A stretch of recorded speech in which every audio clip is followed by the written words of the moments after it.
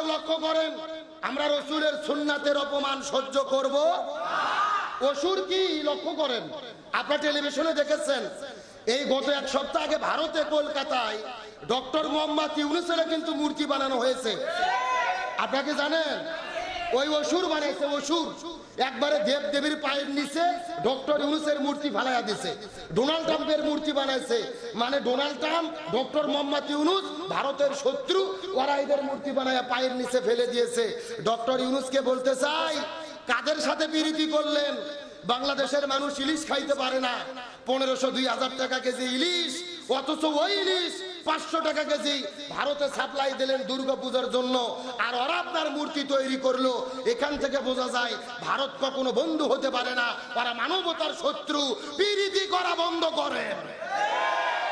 আপনি ওদের সাথে প্রীতি করে ইলিশ পাঠান, আর ওরা মূর্তি বানিয়ে আসুর বানিয়ে আপনাকে অপমানিত করতেছে।